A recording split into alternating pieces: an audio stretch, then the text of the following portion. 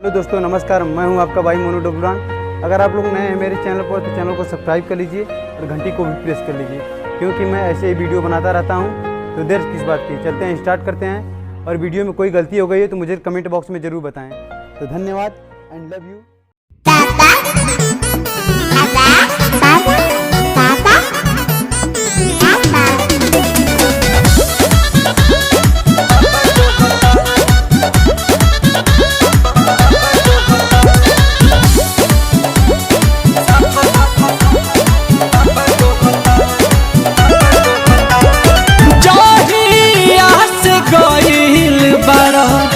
गोदी में खिला के जहिया से गइल बाड़ा, गोदी में खिला के लइका तोहर के पापा कहता, हमरा सैया जी के चाचा कहता, कि लइका तोहर के पापा कहता, हमरा सैया जी के चाचा कहता।